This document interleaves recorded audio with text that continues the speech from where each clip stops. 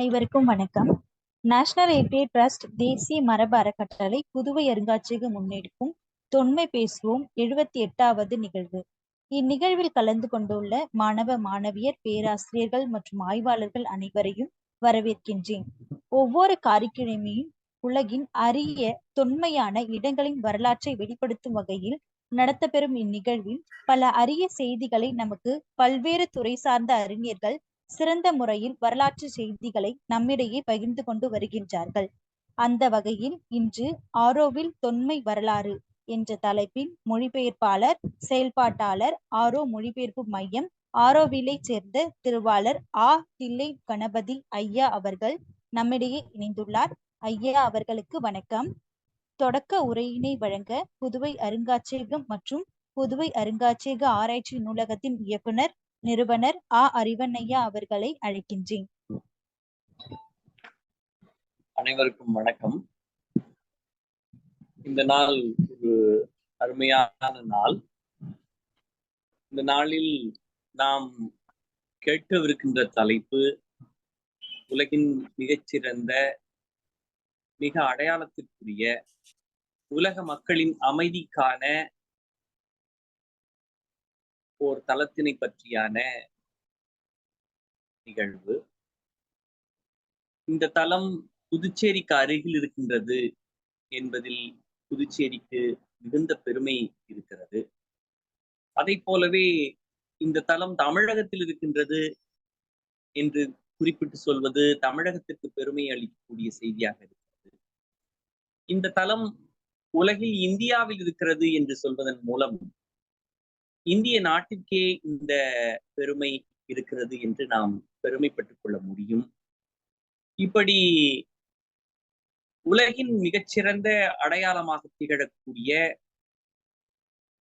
ஒரு மிக பெரிய கனவு நகரத்தின் அடிப்படையை பற்றி தெரிந்து கொள்ளக்கூடிய வாய்ப்பினை நமக்கு இந்நிகழ்வின் மூலம் ஐயா தில்லை கணபதி ஐயா அவர்கள் வழங்கியிருக்கிறார். அவரை பற்றி சொல்ல வேண்டுமானால் அவர் ஒரு மிகச்சிறந்த பண்பாளர், பழகுதற்கு இனியவர், மொழியில் ஆழங்கால் பெற்றவர், மொழிபெயர்ப்பில் மிகச்சிறந்த நாட்டமும் ஈடுபாடும் கொண்டவர். எங்களுக்கெல்லாம் மிகவும் வெளிச்சத்தை தரக்கூடிய ஒரு கல்வி நிறுவனமாக செயல்பட்டு கொண்டிருக்கக்கூடிய இளைஞர்கள் கல்வி மையத்தின் இயக்குனரின் மிகச்சிறந்த நண்பராக அவர் திகழ்கிறார். ஓரிரு முறைகளே அவரை நான் சந்தித்திருந்தாலும் நெடுநாள் பழகிய நட்பிற்கு இலக்கணமாக அன்பிற்கும் போற்றுதற்கும் உரிய ஒரு மிகச்சிறந்த ஒரு பண்பாளராக அவர் திகழ்ந்து வருகிறார். அவருடைய வழியிலாக இந்த ஆரோவில் என்று அழைக்கப்பட வேண்டிய ஆரோவில் நகரத்தை பற்றி தெரிந்து கொள்ளக்கூடிய ஒரு வாய்ப்பினை நாம் நிகழ்வின் வழி பெற்றிருக்கிறோம். ஐயா அவர்களுக்கு இடம் தந்து ஐயா அவர்களை போற்றி வணங்கி இடம் அமர்கிறேன். நன்றி. நன்றி ஐயா. ஆரோவில் தொன்மை வரலாறு ஒரு பார்வை. இந்த தலைப்பிலே என்னை பேச அழைத்த தேசிய மரபு அறக்கட்டளை புதுவை அருங்காட்சியகம் நிறுவனர் திரு அறிவன் அவர்களுக்கும், ஒருங்கிணைப்பாளர் மனோரஞ்சினி திருநாவுக்கரசு அவர்களுக்கும் மற்றும் இந்த அறக்கட்டளை சேர்ந்த அனைத்து செயற்பாட்டாளர்களுக்கும் என்னுடைய மனமார்ந்த நன்றியை தெரிவித்துக் கொள்கிறேன். அதே போல இந்த இணைப்பில் என்னுடைய உரையை கேட்க இணைந்துள்ள பேராசிரிய பெருமக்கள், ஆராய்ச்சி மாணவர்கள், மற்ற மாணவர்கள் மற்றும் அன்பர்கள் அனைவருக்கும் என்னுடைய வணக்கத்தையும் ஆரோவிலின் வாழ்த்துக்களையும் தெரிவித்துக் கொள்கிறேன். ஆரோவிலின் வாழ்த்துக்கள் என்று நான் சொல்றது எதனால் கேட்டீங்கன்னா, ஆரோவில் 1968 பிப்ரவரி 28ஆம் நாள் தொடங்கப்பட்டது. இந்த பிப்ரவரி மாதம் மிகவும் ஆரோவிலுக்கும் அதே போல ஸ்ரீ அரவிந்தர் ஆசிரமத்திற்கும் மிகவும் முக்கியமான நாளாகும், முக்கியமான மாதமாகும். ஏனென்றால் 3 முக்கியமான தினங்கள் இந்த மாதத்திலே வருகின்றன. முதலில் பிப்ரவரி 21 1ஆம் நாள் ஸ்ரீ அன்னையின் மீரா அல்பாசா என்று இயற்பெயருடைய ஸ்ரீ அன்னை என்று நம்மால் அன்புடன் அழைக்கப்படுகின்ற அன்னை அவர்களுடைய பிறந்த நாள். இன்னும் 4 ஆண்டுகளில் அவருடைய 150வது பிறந்த நாளை சிறப்பாக கொண்டாட இருக்கிறோம். பிறகு பிப்ரவரி 28ஆம் நாள் ஆரோவிலினுடைய பிறந்த நாள். ஆரோவிலுடைய கிட்டத்தட்ட 56வது பிறந்த நாள். 29 பிப்ரவரி 29 இந்த வருடம் லீப் வருடம். இந்த லீப் வருடம் 4 ஆண்டுகளுக்கு ஒரு முறை வருகிறது என்பது நாம் அனைவரும் அறிந்தது. இதில் முக்கியமாக நமக்கும் அந்த லீப் ஆண்டுக்கும் உள்ள தொடர்பு என்னவெனில்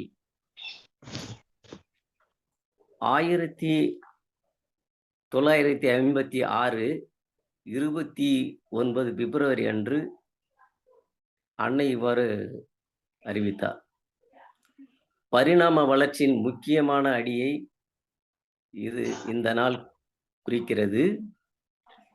இன்று அதிமன ஒளியும் சக்தியும் உணர்வும் தங்கு தடையின்றி பூமிக்கு இறங்கி வந்துள்ளது அப்படின்னு சொல்றார். இதை பற்றி நாம் பின்பு விரைவாக சற்று விளக்கமாக பேசுவோம். முதலில் ஆரோவிலின் வாழ்த்துக்கள் என்று சொன்னது என்னுடைய சொற்றொடர் கிடையாது. அது அன்னையினுடைய சொற்றொடர். அண்ணனுடைய சொற்றொடர் பிரகாரம் அந்த தொடக்க விழாவில் அன்னை வாசித்த அவருடைய அருளிய அனைத்து மக்களுக்கும், உலக மக்களுக்கும் அவர் அருளிய அந்த சொற்றொடர் இதுதான்.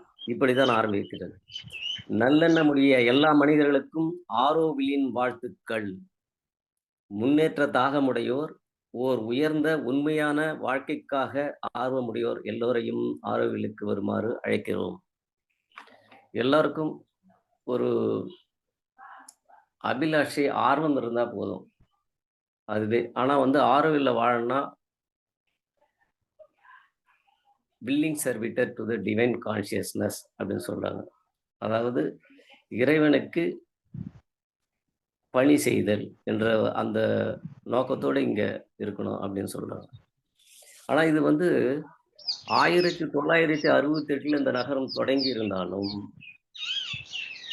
இதனுடைய அகக்காட்சியை நம்ம எல்லாருக்கும் தெரியும். இந்த நகரத்தை நிறுவியவர், சிருஷ்டிகர்த்தா, படைப்பாளர், நிறுவனர் அப்படின்னு சொல்லும்போது மீரா அல்பாசா என்று பிரெஞ்சு நாட்டை சேர்ந்த அன்னை என்று நம் அனைவராலும் அழைக்கப்படுகின்ற அவர்களுடைய கனவு நகரம் இது.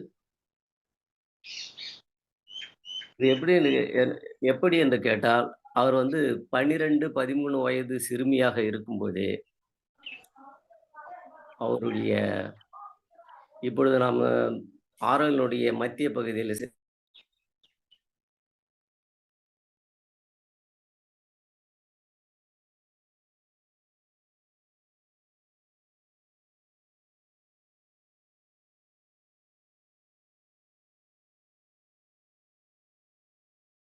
ஐயா வணக்கங்க ஐயா.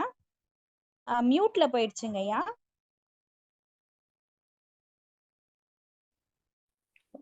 இப்ப கேக்குதுங்களா? கேக்குதுங்க ஐயா, தொடரலாங்க ஐயா.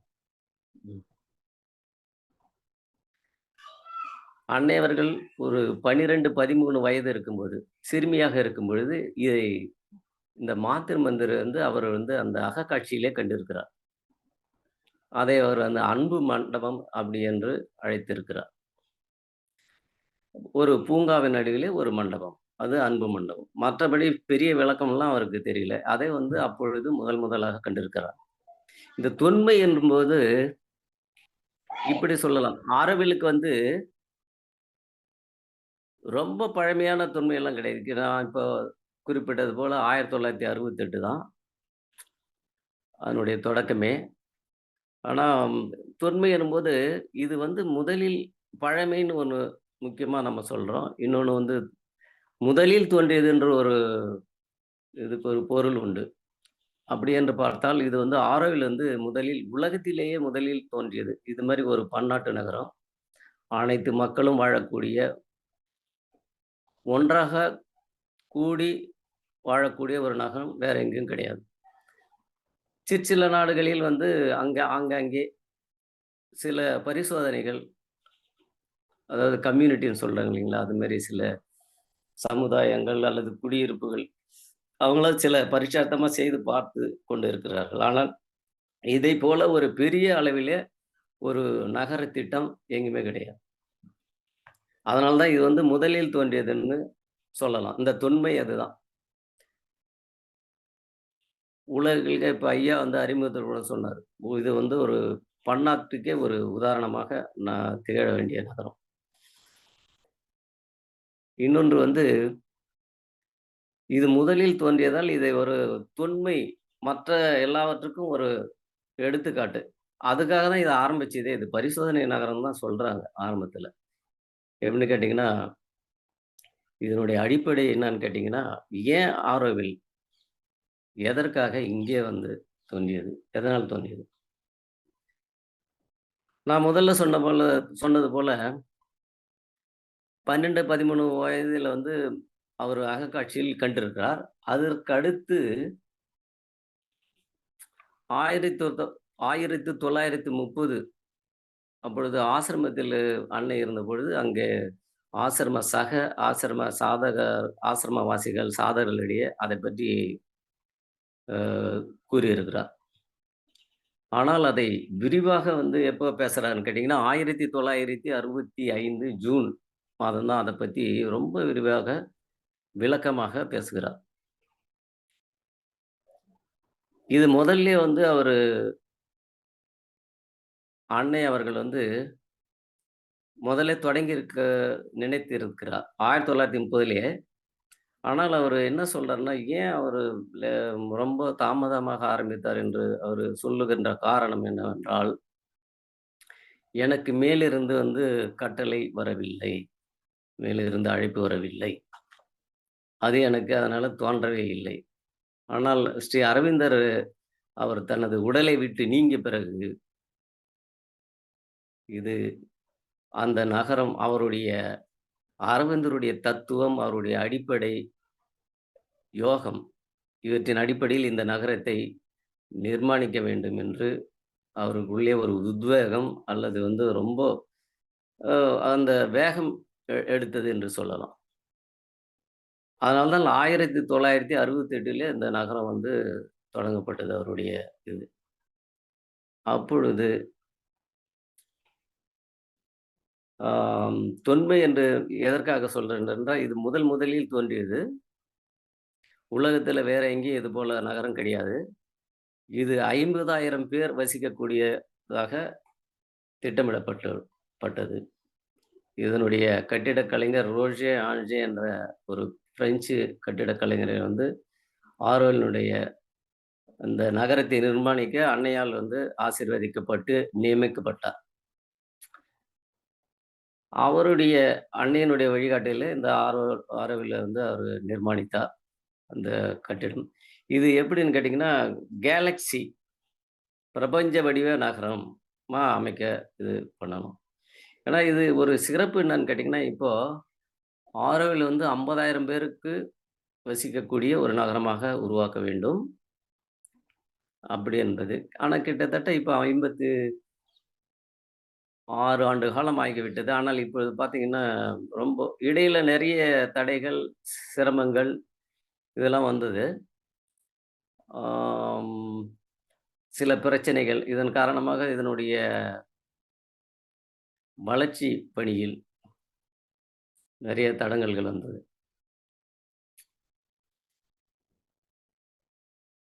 இந்த 50,000 பேருக்காக வடிவமைக்கப்பட்ட இந்த நகரத்தில் இப்பொழுது வெறும் 3,300 பேர் வசிக்கின்றனர். சுமார் 60 நாடுகளை சேர்ந்த மக்கள் இங்கு வசிக்கிறார்கள். அதுல வந்து 3 1 பங்கினர் இந்தியர்கள். இதனுடைய அடிப்படை தத்துவம் என்னன்னு கேட்டீங்கன்னா, உலக மனித ஒற்றுமை நிலைநாட்டுவது ஆரோவினுடைய அடிப்படை முக்கியமா. அதை எப்படி வந்து நிலைநாட்டுவது? அதுதான் அரவிந்தருடைய யோகம். அரவிந்தருடைய யோகம் எப்படி கேட்டீங்கன்னா, அது நம்முடைய நம்முடைய யோகிகள், மத்த ரிஷிகள் எல்லாம் எப்படி கேட்டீங்கன்னா, அவர்கள் வந்து தவம் செய்வார்கள். தவ வலிமை பெற்று அவர்கள் மோட்சம் அடைவதற்காக அந்த யோகத்தை செய்வார்கள். ஆனால் அரவிந்தருடைய யோகம் அப்படிப்பட்டதல்ல. அவருடைய யோகம்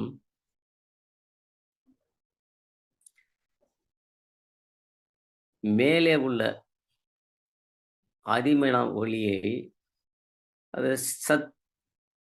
சச்சிதானந்தம்னு சொல்றாங்க, அல்லது வந்து பரம்பொருள், எப்படி வேணாலும் வச்சுக்கிறான்.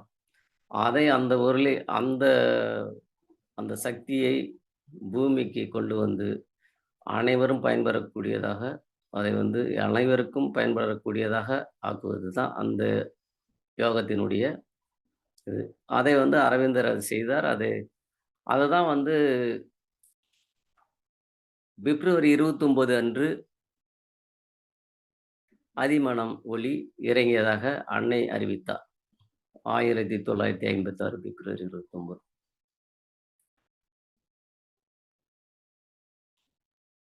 அடுத்தது ஆரோவிலுடைய நடுவில் வந்து அமைப்பு பார்த்தீங்கன்னா, மாத்திருமந்தர் அதனுடைய இது. அது ஆரோவிலின் ஆன்மா. அங்க அனைவரும் வந்து ஆன்மா அந்த இடத்துல வந்து அதனுடைய அடிப்படை தத்துவம் என்னன்னு கேட்டீங்கன்னா, அனைவரும் வந்து அங்க ஆன்மீக பயிற்சி பெறுவதற்காக, அதாவது மனத்தை ஒருமுக பயிற்சி பெறுவதற்காக நம்முடைய மாத்திருமந்தர். அந்த மாத்திருமந்தருக்கு அவரு ஏன் பெயர் இட்டார்ன்னு கேட்டீங்கன்னா, ஒரு மாத்திருமந்தர்ன்றது அரவிந்தர் வந்து அன்னையை பற்றி சொல்லியிருக்காரு. அன்னைன்னா அவங்க என்ன சொல்றாங்கன்னு கேட்டீங்கன்னா, இந்த அன்னை கிடையாது, நான் கிடையாது, பிரபஞ்ச அன்னை, 4 சக்திகளையும் கொண்ட ஒருங்கப்பெற்ற அன்னை அப்படின்னு சொல்றாரு. மகாகாளி, மகாசக்தி, மகேஸ்வரி, மகா சரஸ்வதி, இந்த 5 சக்திகளின் ஒன்று உள்ள ஒரு பிரபஞ்ச அன்னை. அவருடைய ஆலயம் தான் இது. அதான் மாத்திருமந்திர் என்று அது அவங்க சமஸ்கிருதத்துல வச்சிருக்காங்க அந்த பேரை. இந்த மாத்திருமந்திர பார்த்தீங்கன்னா, அதனுடைய வடிவமைப்பு பார்த்தீங்கன்னா, எப்படி நம்ம எல்லாரும் ஏன் வந்து மனித ஒற்றுமை எப்படி கொண்டு வர்றது? எப்படி கேட்டீங்கன்னா, அன்னையினுடைய கனவுல ரொம்ப விளக்கமா, தெளிவா சொல்லியிருப்பாங்க. அது வந்து 1954ல ஒரு கனவு, ட்ரீம் அப்படின்னு ஒண்ணு வெளியிட்டாங்க. அதுல வந்து தெளிவா சொல்லியிருப்பாங்க. உலகத்தில வந்து எந்த நாடும், நான் சுருக்கமா அத படிக்கல. உலகத்தில எந்த நாடும் தனது என்று சொந்தம் கொண்ட முடியாத ஒரு இடம் இருக்கணும். அந்த இடத்துல வந்து ஏற்றத்தாழ்வுகளே இருக்கக்கூடாது. படித்தவர்கள், படிக்காதவர்கள் அப்படின்ற எந்த இதுவும் கிடையாது. அப்படிப்பட்ட ஏன்னா அரவிந்தர் சொல்லியிருக்காரு, பணி என்பது எல்லாரும் வந்து சமம். ஒருத்தர் வந்து பெரிய, அதாவது ஒயிட் காலர் ஜாப்ன்னு சொல்றாங்கல்ல, பெரிய உயர்ந்த பதவியில இருக்கலாம். அல்லது கீழ அதே அலுவலகத்துல வந்து அந்த என்ன சொல்றது, கடைநிலை ஊழியரா இருக்கலாம். பெருக்குவரவா இருக்கலாம், அல்லது கூட்டு போவரா கூட இருக்கலாம் ஒரு அலுவலகத்துல. எல்லாருமே சமம்னு சொல்றோம். அதுல ஏற்றத்தாழ்வுகள், எல்லா மனிதர்கள் எல்லாம் ஒரே சமம். அரவிந்தர் சொன்னது. ஆனா ஒவ்வொருதும் வந்து ஒரு பணியை வந்து கர்மயோகமாக செய்ய வேண்டும். ஒரு பணி. ஆரோவிலுக்கு அதான் மதம்னு சொல்லியிருக்காங்க. ஒவ்வொரு வேலை கர்மயோகம். எங்களுக்கு அவங்க சொல்லியிருக்கிறது எப்படின்னு கேட்டா, கர்மயோகம்னா என்னன்னு எங்களுக்கு சொன்னது. ஏன்னா நான் ஆரோவில்ல வசிக்கிறதில்ல. கர்மயோகம்னா ஒரு வேலைய எடுத்துக்கொண்டு எந்த வேலையா இருந்தாலும் சரி. அது வந்து அம் உயர் பதவியா இருந்தாலும் சரி, அது அந்த வேலைய வந்து ரொம்ப ஈடுபாட்டோட, பூரணமா அம் அ ஈடுபாட்டோட பூரணமா செய்யணும். அதேமாரி கேட்குதுங்களா? அப்படி செய்யணும் அப்படின்னு சொல்லியிருக்காங்க. அதனால ஏற்றத்தாழ்வுகள், பணியில வந்து ஏற்றத்தாழ்வுகள் இல்ல. ஆனா எந்த வேலைய எடுத்தாலும் வந்து டெடிகேஷனோட செய்யணும், ஈடுபாட்டோட செய்யணும், அர்ப்பணிப்புடன் செய்யணும் அப்படின்னு சொல்றாங்க. அதுதான் முக்கியம். அப்புறம் வந்து எல்லாரும் வேற எங்க வந்து பணத்தாலயோ, பதவியாலயோ, மொழி, இனம், நிறம் நம்ம உலகமே வந்து எல்லாத்தும் பிரிஞ்சு போய் கிடக்குது. எல்லைகள், நாடுகள், பல்வேறு மொழிகள் பேசும் மக்கள், இனங்கள் இப்படி வந்து பிரிஞ்சு போய் கிடக்குறோம். அதே மாரி வந்து இந்தியாவிலேயே அது போன்ற பிரச்சனைகள் இருக்கு. இன்னமும் தொடர்ந்துகிட்டு இருக்கு. அதனால அவங்க என்ன நெனைச்சாங்கன்னா, இந்த இந்த பரிசோதனை இந்தியாவிலேயே வந்து பண்ணலாம். ஏன்னா இந்தியா வந்து ஒரு துணை கண்டம்னு சொல்லுகிறோம்.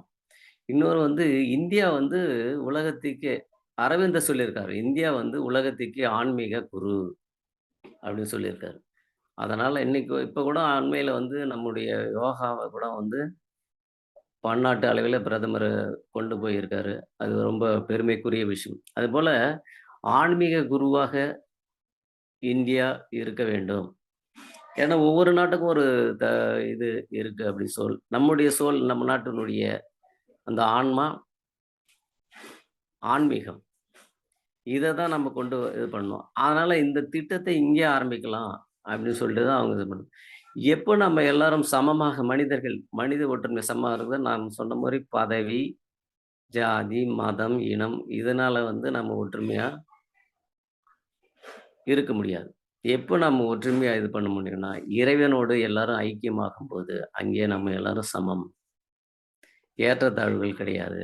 அத பார்க்கக்கூடாது. அதே சமயத்தில இறைவனோட ஐக்கியமானா அப்படின்றது தான் அரவிந்தருடைய அவருடைய தத்துவம். அவரு சொன்ன அந்த வழியில தான் அன்னை வந்து உலக மக்கள் அனைவரும் ஒன்றாக சேர்ந்து எந்த சாதி, மதம் இதெல்லாம் இல்லாம, இறைவனோடு ஐக்கியம் ஆகக்கூடிய ஒரு இடம். இந்த ஆரோவில்ல வந்து மாத்தர் மந்திர். அத வந்து எல்லாரும் பயிற்சி பண்ணணும். முக்கியமா வந்து ஆரோவில்வாசிகள் தினமும் அல்லது அவங்களுக்கு எப்பல்லாம் ஓய்வு இருக்குதோ அந்த சமயத்தில போயிட்டு, அந்த மாத்தர் மந்திர், உள்ளறை, இன்னர் சேம்பர்ன்னு சொல்லுவாங்க. அங்க அவங்க மனத்தை வந்து ஒருமுகப்படுத்தி பயிற்சி படுறதுக்காக தான் அந்த இது பண்ணாங்க. மத்த நேரங்கள்ல மற்ற பார்வையாளர்கள் எல்லாம் அதில வந்து கலந்து கொள்ளலாம். அவர்கள் வந்து அத போயிட்டு, அது ஒரு குறிப்பிட்ட நேரத்தில அவங்க அங்க சென்று, அவர்கள் வந்து அங்கே மேல உள்ளறையில வந்து அது வந்து மனத்தை ஒருமுகப்படுத்தும் இடம்னு சொல்லி. அது தியான மண்டபம் கிடையாது. தியான மண்டபம்ன்றது கீழ 12 அறைகள், பெட்டல்ஸ் இதழ்கள் அறைன்னு சொல்லுவாங்க. அங்க தான் வந்து தியானம் பண்ணலாம். அப்புறம் இந்த வடிவமைப்பு பார்த்தீங்கன்னா, நம்ம முதல்ல சொன்ன அரவிந்தர் வந்து மேல இருக்கிற சுப்ரமண்டல் அதிமன சக்தி, அந்த சக்திய வந்து பூமிக்கு கொண்டு வர்ற மாதிரி இந்த அமைப்பு இருக்கும். உள்ள நீங்க மாத்திரு மந்திர உள்ளறைக்கு போய் சேம்பருக்குள்ள போனவங்க பார்த்துருக்கலாம். உள்ள 12 தூண்கள் இருக்கும். மேல இருந்து ஒளி வந்து கீழ வந்து நடுவுல வந்து ஒரு ஸ்படிகம் இருக்கும். அது கிறிஸ்டல் அப்படின்னு சொல்றாங்க. அது ஜெர்மனியிலிருந்து வடிவமைக்கப்பட்டு இங்க வந்து வந்தது. அந்த கிறிஸ்டல் மேல அந்த படிகத்து மேல அந்த ஒளி படர்ற மாரி இருக்கும். எப்படின்னு கேட்டீங்கன்னா, அத ஒரு ஒரு அடையாளமாக மேலிருந்து அந்த ஒளி பட்டு தெரிக்கிற மாரி இருக்கும். உள்ள அந்த நம்ம அந்த அமைதியான ஒரு சூழ்நிலையை உருவாக்க உணர முடியும். அப்புறம் ஆரோவில்ல வந்து இத தொடங்கும்போது, அன்னைக்கு வந்து 90 வயது. நம்ம நெறைய பேர் வந்து சின்ன வயசுலயே நெறைய இப்போலாம் பார்த்தீங்கன்னா, நெறைய களைப்பாயிடுவோம். எந்த வேலையும் இது பண்ண மாட்டோம். நம்ம வேலையே அவங்க சொன்ன மாரி சரியான முறையில நம்ம இது பண்ண மாட்டோம். ஆனா அன்னை வந்து அவங்களுடைய 96வது வயதில தான் இந்த ஆரோவில் வந்து தொடக்கமே ஆயிருக்கு இந்த ப்ராஜெக்ட். 84 வயசு வரை அவங்க தினசரி பணிகள்லாம் செஞ்சிருக்கிறாங்க அவங்க. இது வந்து முக்கியமா நம்ம பார்க்க வேண்டியது. 90 வயசு வரலும் அவங்க அந்த சமயத்தில தான் அந்த இந்த திட்டத்தையே இது பண்ணி செஞ்சிருக்காங்க. இன்னொன்னு வந்து இந்த தொன்மை, அதான் நான் சொன்னேன். தொன்மைன்னு இந்த தலைப்பை ஒட்டி பார்க்கும்போது, இது வந்து அன்னையினுடைய அகக்காட்சியிலே தோன்றியது, சிறு வயதில. அதுக்கப்புறம் 1930ல வந்து அரவிந்தர் ருடைய அந்த தத்துவத்தை அடிப்படையா இது பண்ணணும். மனிதகுல ஒற்றுமை. ஏன்னா அரவிந்தர் வந்து வெளிநாட்டில கல்வி கற்றார். இங்கிலாந்துக்கு சென்று பல மொழிகளில வந்து புலமை பெற்றிருந்தார். அவருக்கு வந்து மேலை நாட்டில் வந்து அவர் கல்வி கற்கணும்னு சொல்லிட்டு அவருடைய தந்தை ஆசைப்பட்டார். அதனால அங்க போய் அங்க படித்தார். ஆனா இந்தியாவினுடைய இது எதுவுமே தெரியாமல் வளர்ந்தார். ஆனா போக போக அவரு இந்தியாவுக்கு திரும்பி வந்த பிற்பாடு, அவர் பரோடா சமஸ்தானம் அவங்க ஒரு இங்கிலாந்தில இருக்கும்போது பரோடா சமஸ்தானத்தில் மன்னரை சந்தித்தார். அந்த மன்னர் வந்து இவருக்கு அழைப்பு விடுத்தார். அவரு அந்த சமஸ்தானத்தில் பரோடா சமஸ்தானத்தில் வேலை பார்க்கும்படி, பணியாற்றும்படி. அதன்படி அவர் அங்கே பணியாற்றினார். அந்த நேரத்தில் தான் அவர் வந்து நெறைய கற்றுக்கொண்டார். அந்த நேரத்தில வந்து இந்தியாவினுடைய நாகரிகம், பண்பாடு எல்லாத்தையும் கற்றுக்கொண்டு, எல்லாம் அப்புறம் வந்து ஒரு அரவிந்தர் ஒரு ஆ தேவையில்லாமல் அவருக்கு சம்மந்தம் இல்லாத ஒரு நிகழ்வில அவர் வந்து சிறைக்கு செல்ல நேரிட்டது. அப்போ வந்து அலிப்பூர் சிறைச்சாலையில் அவர் வந்து அவரை சிறைவாசம் வைத்தார்கள்.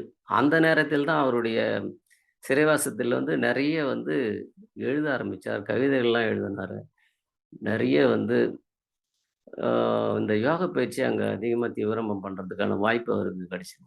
அதுக்கப்புறம் தான் அவர் வந்து ஆ பிரிட்டிஷ் அரசாங்கம் அவர் மேல ரொம்ப ஒரு உன்னிப்பா கவனம் செலுத்தி, அவர் மேற்கொண்டு அவருக்கு துன்புறுத்தல் வருன்றதால தான் அவர் புதுவைக்கு வந்தார். புதுவையில வந்து அவர் வந்து இனிமேல் வந்து அரசியலிருந்து விலகி ஆன்மீகத்தை இது பண்ண வேண்டும் அப்படின்றார். அதாவது வழக்கமான யோகங்கள் அதான் நம்ம முதல்ல சொன்ன மாரி, வழக்கமான நம்முடைய யோகங்கள், ரிஷிகள் எல்லாம் அவங்க வந்து அவங்களுடைய சொந்த லாபத்துக்காக சொந்த லாபம் சொல்ல முடியாது. அவங்க சொந்த நன்மைக்காக ஆ முக்தி அடைய வேண்டும் என்ற ஒரே நோக்கத்துக்காக, கடைசி காலத்தில வந்து அதை செய்து வாழ்நாளின் இறுதியில தான் வந்து அவங்க செய்வாங்க. அத செஞ்சுட்டு, அத வந்து கடைசியில முக்தி அடைவார்கள். ஆனால் இது வந்து என்ன சொல்றாங்க, "வாழ்வனைத்தும் யோகம்" அப்படின்னு சொல்றாங்க மாதர். அதாவது வாழுங்காலத்திலேயே இத நம்ம செய்யலாம். பயிற்சி பண்ணலாம். இதை ஆ அவர் இவரு அரவிந்தர் சொன்ன அந்த யோகத்தை வந்து வாழுங்காலத்திலேயே நம்ம பண்ண முடியும். அதுக்காக தான் இந்த ஆரோவில் வந்து ஆரம்பிச்சது. அடிப்படை வந்து மனிதகுல ஒற்றுமை, அதே மாரி ஆன்மீக பயிற்சி இதெல்லாம் இருக்கு. இன்னும் வந்து எனக்கும் ஆரோவிலுக்கும் உள்ள தொடர்பு பார்த்தீங்கன்னா, நான் வந்து 1968ல என்னுடைய சொந்த ஊர் அருகில் உள்ள ஒரு ஒரு கிராமம். ஆரோவில் தொடங்கும்போது எனக்கு 9 வயது. நானு என்னுடைய நண்பர்கள், சிறுவர்கள் என்னுடைய ஒத்த 9, 10 வயது உள்ள சிறுவர்களுடன் இது தொடக்க விழா இங்க நடக்குதுன்னு கேள்விப்பட்டு இங்க வரோம் நாங்க. அது 1968 பிப்ரவரி 28. வரும்போது தூரத்தில வந்து உயரத்தில ஒரு பெரிய பலூன், அப்புறம் அங்கே தொடக்க விழா நடக்குது. ஆய ம் சு ஆர ஆரோவில்லந்தனுடைய மையத்தில வந்து ஒரு ஆலமரம் இருக்கு. அதுதான் உண்மையான வந்து புவியியல் மைய ஆரோவிலுடைய உண்மையான மைய இடம். அதன் அருகே மாத்திரு மந்திர் இருக்கு. அதுக்கு பக்கத்துல ஆம்பி தியேட்டர் இருக்கு. இந்த அந்த ஆலமரத்தை சுற்றி நிறைய கண்காட்சிகள்லாம் இப்போ நடைபெற்றது. ஆயிரக்கணக்கான மக்கள் எல்லாம் வந்து வெள்ளை நிற உடை. அப்புறம் முதலில் வந்து நான் வந்து நம்ம வெளிநாட்டவர்கள், அது வெள்ளைக்காரர்கள்னு சொல்லுவோமே, அவர்களை வந்து பார்க்க ஆச்சரியமாக இருந்தது. அப்புறம் ஆரோவில்லுடைய தொடக்க விழா நடக்குது. அது எதற்காக நடக்குது, ஏன் நடக்குன்றதெல்லாம் எனக்கு தெரியாது அப்போ. ஆனால் பிற்காலத்தில வந்து அத பத்தி தெரியும்போது, ஆம்பி தியேட்டர்ல ஒரு தாமரை மொட்டு தாழி இருக்கும். ஆம்பி தியேட்டர். ஆம்பி தியேட்டர்ன்றது எதுக்காகன்னா, அது ஓப்பன் இது.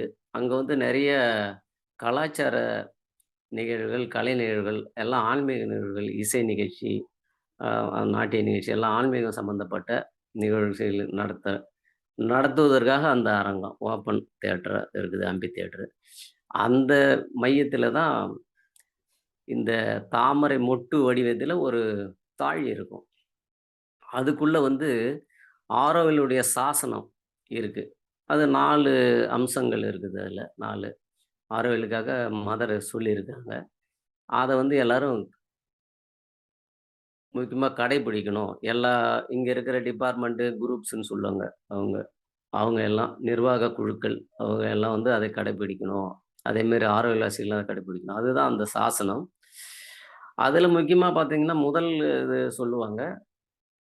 நான் எல்லாவற்றையும் வந்து இப்ப வந்து சொல்லப் போவதில்ல. முதல் வந்து ஆரோவில் எவருக்கும் சொந்தமானது இல்ல. அது அனைவருக்கும் சொந்தமானது. உலக மக்கள் யாவருக்கும் சொந்தமானது அப்படின்னு சொல்லுவாங்க. அது ஒரு முக்கியமானது. அத அதாவது அது பொது. இங்க யாருக்கும் உடைமைன்றது எதுவுமே கிடையாது. எல்லாரும் வந்து பொது. அதுக்கு அடுத்தது வந்து கடைசியா முக்கியமானது வந்து மனித குல ஒற்றுமை நிலைநாட்டுறது.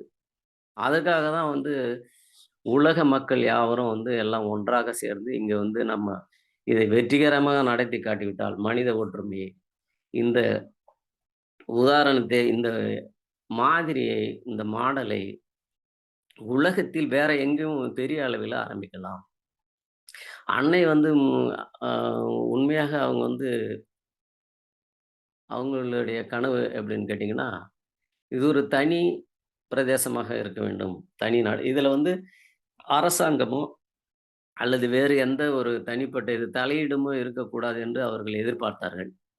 ஆனால் அது நடைபெறாமல் போனது. ஏனென்றால் அப்பொழுது வந்து நம்ம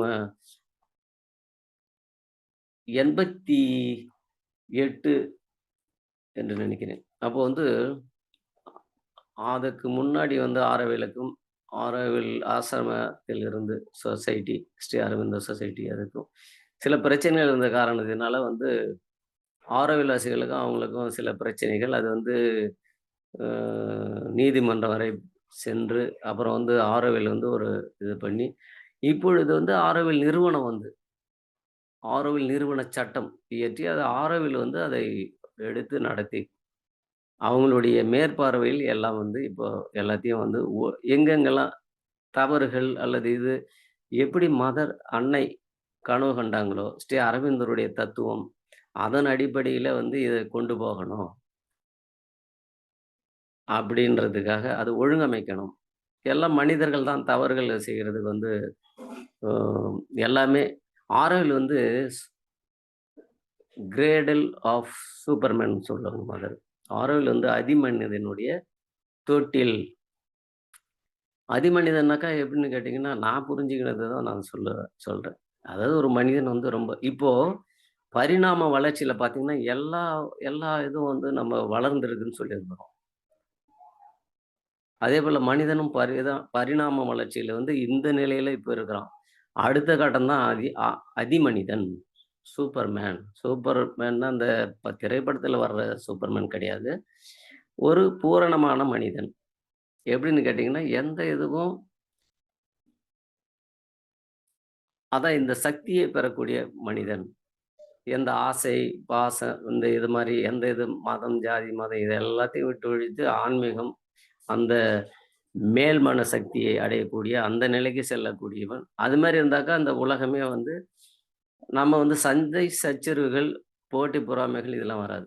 அதான் அரவிந்தர் சொன்னது என்னன்னு கேட்டீங்கன்னா, உலகத்துல இவ்வளவு போட்டி, பொறாமைகள் இது எல்லாமே இருக்குது. அதனால தான் இது எல்லா சச்சரவுகள் எல்லாமே இருக்குது. அதுக்காக ஆரவில்ல நம்ம ஒரு முயற்சி பண்ணி இது பண்ணணும்.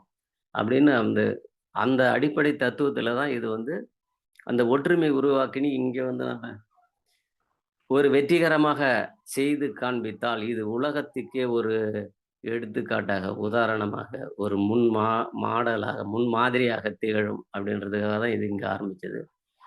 ஆனால் இப்பொழுது நம்ம வந்து தொடக்க நிலையில் தான் இருக்கிறோம்.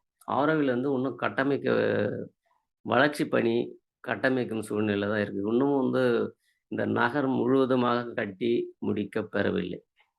இது வந்து இன்னும் வளர்ச்சி முதல் நிலை கட்டத்தில் தான் இருக்குன்னு சொல்லலாம். ஆனா அன்னை அவர்கள் என்ன சொல்லியிருக்காங்கன்னா,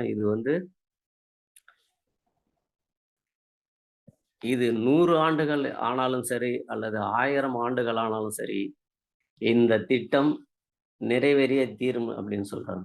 அவங்களுடைய சொற்றொடர்ல சொல்லணும்னா, நீங்கள் அதை நம்பாவிட்டாலும் எல்லா சந்தர்ப்ப சூழ்நிலைகளிலும் பாதகமாக இருப்பதாக தோன்றினும், ஆரோவில் உருவாகப் போவது உறுதி என்பது எனக்கு தெரியும்.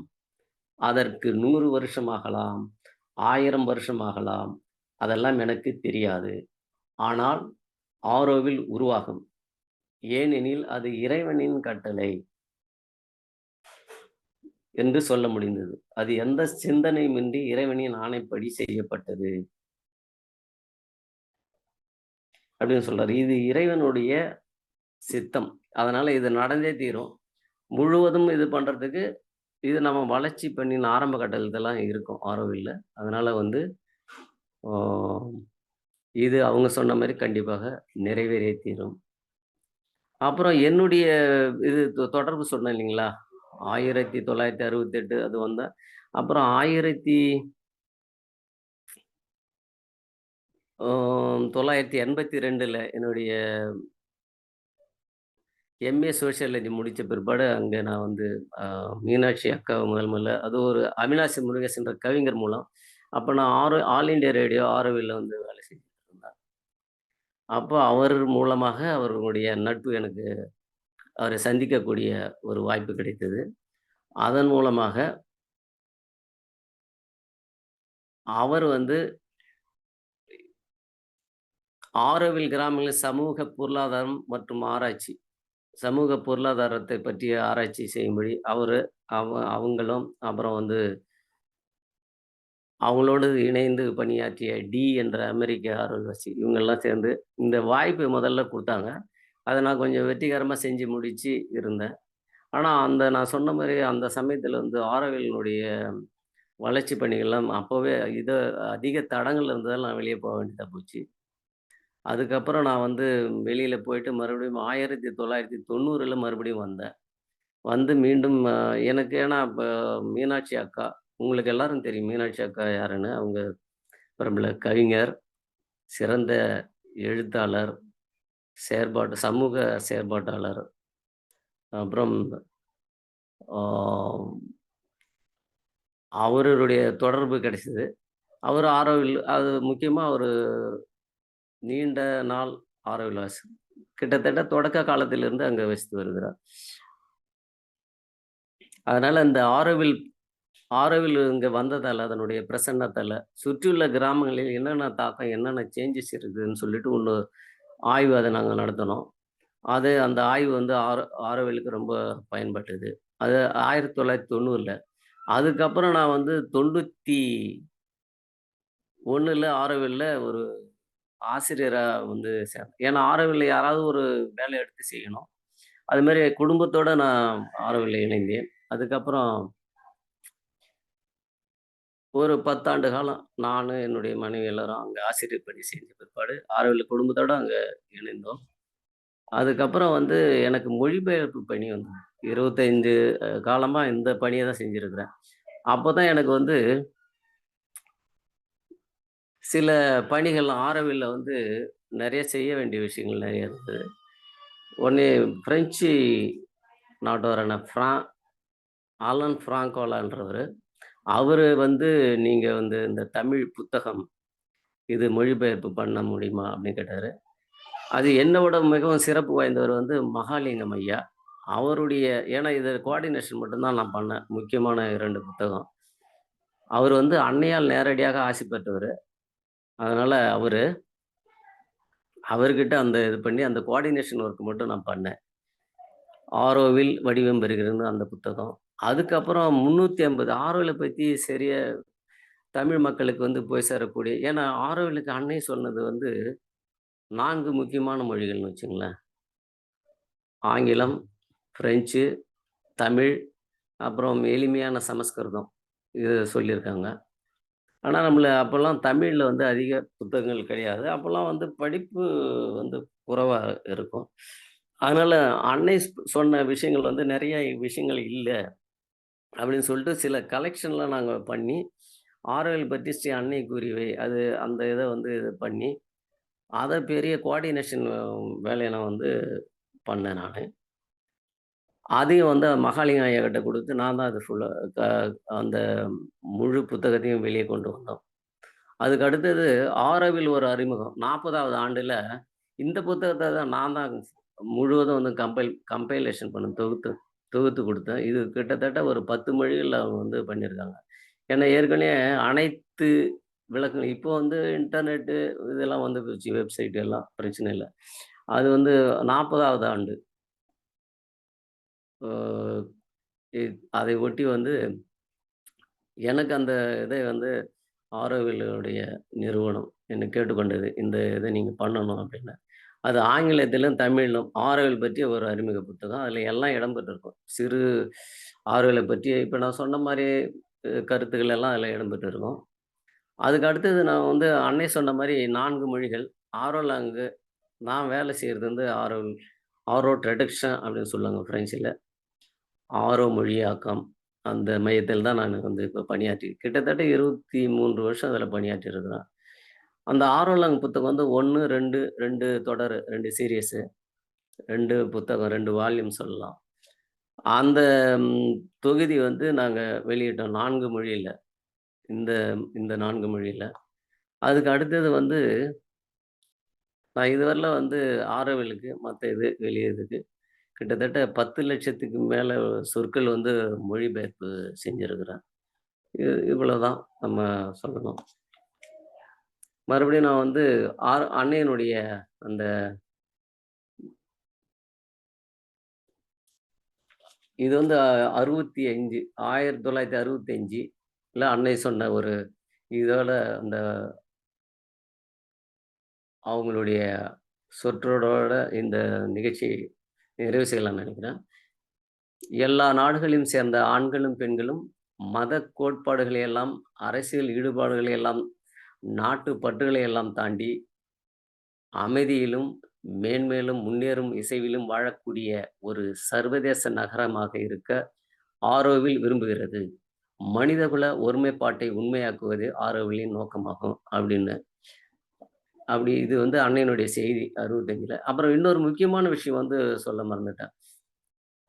ஆரோவில் வந்து தொன்மைய பற்றி பேசும்போது, அருங்காட்சியகத்த பற்றி அன்னை சொல்லியிருக்கிறாங்க. ஒவ்வொரு நாட்டுக்கும் ஒரு அருங்காட்சியகம் இருக்கணும். ஒரு கலை அரங்கம் அல்லது என்ன சொல்லலாம் மண்டபம் இருக்கணும். அதுல அந்தந்த நாட்டினுடைய பொருள்கள், அந்த உற்பத்தி ஆகின்ற பொருட்கள் அந்த நாட்டினுடைய முக்கியமான அந்த கலாச்சாரத்தை, அந்த பண்பாட்டை பிரதிபலிக்கிற பிரதிநிதித்துவம் செய்கின்ற பொருட்களை எல்லாம் அதில காட்சிக்கு வைக்கணும். அதேமாரி அங்க வந்து அந்த இதுலேருந்து கலையரங்கம் இருக்கும். அங்க வந்து அந்த நாட்டினுடைய இசை, அந்த நாட்டினுடைய நடனம், அது பாரம்பரியமான அ நிகழ்ச்சிகள் எல்லாம் அங்க நடத்தணும். அந்த நாட்டினுடைய உணவு கூட அங்க வந்து கிடைக்கிற மாரி பண்ணணும் அப்படின்னு சொல்லியிருக்காங்க. அதனால அந்த அருங்காட்சியகத்த பத்தி அவங்க முக்கியமா அவங்க சொல்லியிருக்காங்க. அதுல வந்து அது முக்கியமான ஒன்று. எல்லா நாட்டுக்கும் எல்லா நாட்டுக்கும் ஒவ்வொரு கலை கலை அரங்கம் அரங்கம் சொல்லலாம் அல்லது அவங்க பெவிலியன் சொல்றாங்க. அரங்கம் அல்லது மண்டபம்னு சொல்லிக்கலாம் நம்ம. அது ஒன்று. 2வது வந்து ஆரோவில்ல வந்து தொன்மைன்னு பார்க்கும்போது, நம்ம ஆரோவில்ல வந்து நெறைய கட்டிடங்கள்லாம், அஸ்திவாரங்கள்லாம் தோண்டும்போது சில தொல்பொருள்கள்லாம் கிடைச்சிருக்குது. பழைய அதெல்லாம் என்ன சொல்றாங்கன்னா 2000, 2500 ஆண்டுகளுக்கு முந்தைய முதுமக்கள் தாழி கிடைச்சிருக்குது. அப்புறம் வந்து பல்வேறு இது ஒருவேளை தானியங்கள் வைக்கக்கூடிய தாழியா கூட இருக்கலாம். அதெல்லாம் கிடைச்சிருக்குது. அப்புறம் நம்முடைய பானைகள் இதெல்லாம் வந்து 2000லேருந்து 2500 இதெல்லாம் காட்சிக்கு வச்சிருக்கிறாங்க பாரத் நிவாஸ்ன்ற பாரத் இந்திய அரங்கத்துல. அதுக்கு அடுத்தது வந்து நம்முடைய தமிழ் மரபு மையம் அந்த கட்டடம் இப்போ உருவாகி கொண்டு இருக்கிறது. அங்க தோண்டும்போது சில இதெல்லாம் கிடைச்சிருக்குது. பண்டைய கால பொருட்கள் எல்லாம். முக்கியமா அதுல வந்து அ கிருஷ்ணன், லட்சுமி அந்த போல தோற்றமுடைய ஆனா சிதைந்து போன வடிவத்துல கிடைச்சிருக்குது அப்படின்னு சொல்றாங்க. அதே சமயத்துல இன்னும் சில இடத்துல வந்து இந்த உலோகங்கள்லாம் கிடைச்சிருக்குது. அதெல்லாம் கூட வச்சிருக்காங்க அப்படின்னு சொல்றாங்க. இத நான் வந்து உங்களோட பகிர்ந்து கொள்ள விரும்பினேன். இந்த வாய்ப்புக்கு இந்த வாய்ப்புக்கு அ இந்த வாய்ப்பை கொடுத்த நம்முடைய அருங்காட்சிய தேசிய மரபு அறக்கட்டளை புதுவை அருங்காட்சியகத்தினுடைய முக்கியமாக நிறுவனர் திரு அறிவன் அவர்களுக்கு என்னுடைய மனமார்ந்த நன்றியை தெரிவித்துக் கொண்டு இந்த உரையை முடிக்கிறேன். நன்றி, வணக்கம். நன்றிங்க ஐயா. பங்கேற்பாளர்கள் ஏதேனும் கேள்விகள் இருப்பின் ஐயாவிடம் கேட்டு தெளிவு பெறலாம்.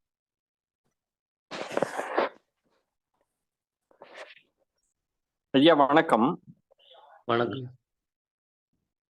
இந்த நிகழ்ச்சியில வெளியூர்கள்ல இருந்து பலர் கலந்து கொண்டிருக்காங்க ஐயா. அவங்களுக்கு வந்து இப்ப இந்த ஆரோவில் எந்த இடத்துல இருக்குன்னே அவங்களுக்கு தெரியாது. தமிழ்நாட்டுல எந்த மாவட்டத்தை இருக்குதுன்றத நீங்க கொஞ்சம் தெளிவுபடுத்துனீங்கன்னா சிறப்பா இருக்கும். சரி. அதாவது இப்ப நம்ம புதுவைக்கு அருகில் மதர் அன்னை ஆரம்பிச்சதே வந்து ஆசிரமத்துக்கு அருகில் அவங்க பல கனவு கண்டாங்க. ஆனா வந்து ஆசிரமத்துக்கு அருகில் இருந்தா நல்லதுன்று. ஆனா உயரமான ஒரு இடம் வேணும் அப்படின்னு நினைத்தாங்க.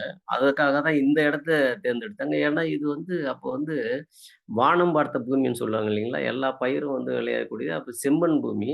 அதிக வந்து பயிர்கள் வந்து இது பண்ண முடியாது. முந்திரி, கேழ்வரகு, மணிலா அது மாரி வந்து சீசனல் சொல்லுவாங்க கிராப்ன்னு சொல்லுவோம்ல. அதுபோல பருவத்து இது அந்த மாரி பயிர்கள் விளையக்கூடிய இடம். ரொம்ப அதனால வந்து தண்ணி வந்து குறைவா கிடைக்கும். முக்கியமா வந்து பருவ மழைய தான் வந்து சார்ந்து இருக்கும்னு வச்சுக்கங்களேன். அன்னை வந்து இந்த இடத்த தேர்ந்தெடுத்தது முக்கிய காரணம் வந்து ஆரோவில் இது வந்து ஆசிரமத்துக்கு அருகில் உள்ளது. அதாவது பாண்டிச்சேரிக்கு புதுவைக்கு சுமார் 10 கிலோமீட்டர் வடக்கே நம்முடைய சென்னை கிழக்கு கடற்சாலை கிழக்கு கடற்கரை சாலை அது போற வழியில உள்ள வந்து அங்கருந்து அந்த கிழக்கு கடற்கரை அங்கருந்தே இருக்கு நம்முடைய ஆரோவில் பகுதி தொடங்குது. ஆனா வந்து முக்கியமான பிரதான இடம் வந்து அங்கருந்து ஒரு 6 கிலோமீட்டர் வந்து மேற்கே அமைந்துள்ளது. மையப்பகுதி. ஆரோவிலுடைய நகர மையப்பகுதி. இது வந்து பல வகையில அணுகலாம். புதுச்சேரிக்கு வந்து பேருந்து பஸ் மூலமா வரலாம், ரயில் மூலமாக வரலாம், விமான வசதி கூட இப்ப இருக்கு. அது மாரி வரலாம் வெளிநாட்டவர்கள். இதுக்குன்னே வெப்சைட் ஆரோவில் வெப்சைட் இருக்கு. அதுல நீங்க போய் பார்த்தீங்கன்னா, இன்னும் நெறைய தகவல்கள்லாம் எப்படி அணுகலாம், எங்க தங்கலாம், எழ்றதுக்கு எல்லா இதுவும் இருக்கு அதுல. கான்டாக்ட் தொடர்பு கொள்ளக்கூடிய அனைத்து மின்னஞ்சல் எல்லாம் வசதி இருக்கு. நான் என்ன நெனைக்கிறேனுங்கன்னா, ஏன்னு கேட்டீங்கன்னா, இங்க வந்து ஏன் இத ஆரம்பிச்சாங்க அன்னையன்கன்னா, இது வந்து எல்லாம் நம்முடைய சிந்தனை தான். இது அன்னை இது சொன்னாங்களான்னு தெரியாது. இது வந்து நம்ம இருக்கிற பகுதி வந்து தொண்டை மண்டலம் சான்றோர் உடைத்து, அது ஒரு காரணமா இருக்கலாம். அப்புறம் வந்து கழுவெளி சித்தர்ன்னு ஒருத்தரு, நந்தவனத்தில் ஓராண்டி அவன் நாடாரும் மாதமாய் குயவனை வேண்டி கொண்டு வந்தான் ஒரு தோண்டி, அதை கூத்தாடி கூத்தாடி போட்டு உடைத்தாண்டி அப்படின்னு சொல்லிட்டு கழுவெளி சித்தர்ன்னு ஒருத்தரு இந்த பகுதியில தான் வாழ்ந்திருக்காரு. அவருடைய அ கதைய அது வந்து செவி வழி கதை. ஆனா வந்து அது பதிவு பண்ணியிருக்காங்க. அப்போ வந்து அவரு வந்து ஒரு சாபத்துல அவரு வந்து அது ஏன்னா நேரம் குறைவாக இருக்கிறதால அந்த கதைய சொல்ல முடியாது அதிகம். நீட்டிட்டு போக முடியாது. அவர் ஒரு சாபத்தில் என்ன சொல்றாருன்னு கேட்டிங்கன்னா, சாபமிடுறாரு. அந்த சாபத்தில் என்ன கேட்டிங்கன்னா, இறைவனுடைய அந்த அந்த லிங்கம் சிவலிங்கம் அவர் இருந்த சிவலிங்கமே வந்து வெடிச்சு சிதறி போயிடும்னு வச்சுங்களேன். அதனுடைய காரணமாக இந்த பக்கம் இந்த பகுதி ஃபுல்லா வெப்பமாகி, அப்புறம் வந்து மழையே ரொம்ப நாள் நீண்ட காலம் இல்லாம இருந்து, அப்புறம் வந்து மறுபடியும் வந்து அதுக்கு சாபத்துக்குன்னா ஒரு விமர்சனம் இருக்கு இல்லைங்களா? அந்த விமர்சனத்த வந்து போய் அவர்கிட்ட கேட்குறாங்க. என்ன காரணம் சொல்லிட்டு. அதுக்கு வந்து விமர்சனம் என்ன பண்ணலாம்ன்னு. அதுக்கு அவரு சொன்னாராம். செவி வழி கதை தான் இது. ஆம். வேறொரு தொலைதூரத்திலிருந்து மக்கள் இங்கு வருவார்கள். அவர்கள் இந்த மண்ணை வளமாக்குவார்கள் அப்படின்னு சொன்னாராம். அப்புறம் வந்து மக்கள்லாம் போயிட்டு இறைவன்கிட்ட எல்லாம் வேண்டி எல்லாம் அந்த அங்க அந்த குறுநில மன்னர் எல்லாரும் போயிட்டு, அப்புறம் இறைவன்கிட்ட எல்லாம் வேண்ட பிற்பாடு அப்புறம் வந்து அது பணிஞ்சு அப்புறம் மழைகள்லாம் பேஞ்சு சுபிட்சமா இருந்தது அப்படின்னு சொல்லியிருக்காங்க. அது ஒரு கதை வந்து இங்க பதிவாயிருக்கு. இதெல்லாம் ஒரு காரணமாக கூட இருக்கலாம். அன்னை நினைத்தது, அப்புறம் தொண்டை மண்டலம் ஒரு பகுதி, அப்புறம் இந்த ஒரு செவி வழி கதை. இது மாரி பல காரணங்களை நம்ம சொல்லலாம். வேறு நன்றிங்க ஏதாவது ஐயா. அருமையான விளக்கங்க ஐயா.